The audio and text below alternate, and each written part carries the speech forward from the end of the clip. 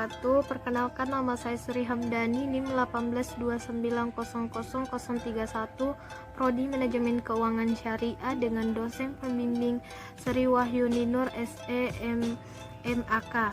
Adapun tujuan pembuatan video kali ini yaitu sebagai penunjang tugas final dengan mata kuliah Manajemen Keuangan Syariah serta memberi manfaat kepada orang banyak.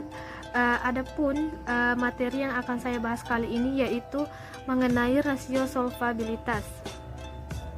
Nah, dalam rasio solvabilitas perlu kita ketahui bahwa rasio solvabilitas adalah rasio yang digunakan untuk mengukur sejauh mana aktiva perusahaan yang dibiayai oleh utang. Artinya adalah seberapa besar beban utang yang dimiliki oleh perusahaan berdasarkan aktivanya, serta untuk menilai seberapa besar kemampuan dalam suatu perusahaan untuk melunasi semua hutang jangka panjang maupun jangka pendeknya dengan aktiva yang dimiliki dan kekayaannya yang dimiliki oleh suatu perusahaan tersebut. Nah, untuk mengetahui rasio solvabilitas itu sendiri, kita menggunakan laporan keuangan yang terdiri dari atas daftar, neraca saldo, laba rugi, dan arus kas. Untuk mengetahui rasio solvabilitas, kita menggunakan 4 jenis rasio.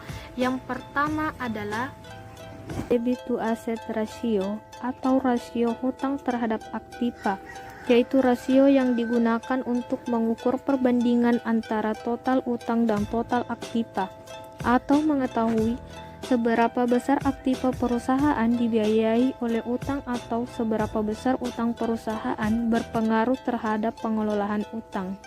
Yang kedua adalah debit to equity ratio atau rasio utang terhadap ekuitas, yaitu rasio yang digunakan untuk menilai utang dengan ekuitas dengan cara penyelesaian dengan membandingkan seluruh utang termasuk hutang lancar dengan seluruh ekuitas. Rasio ini berguna untuk persediaan pinjaman kreditur dengan pemilik perusahaan yang berfungsi untuk memenuhi setiap rupiah modal sendiri yang dijadikan jaminan utang. Yang ketiga adalah long term debit to equity ratio atau hutang jangka panjang terhadap ekuitas, yaitu rasio antar utang jangka panjang dengan modal sendiri.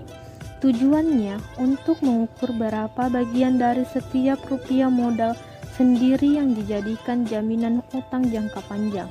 Yang keempat adalah times interim earned, yaitu rasio untuk mencari jumlah kali perolehan bunga.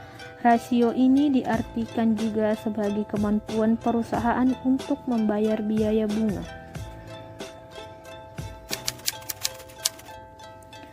Adapun manfaat rasio solvabilitas, yang pertama adalah menilai berapa besar pengaruh hutang pengaruhnya terhadap pengelolaan aktiva. Yang kedua adalah menilai atau mengukur berapa bagian dari setiap rupiah modal sendiri yang dijadikan jaminan utang jangka panjang. Yang ketiga adalah menilai berapa dana pinjaman yang akan segera ditagih. Menganalisis kemampuan perusahaan terhadap kewajiban pada pihak lainnya.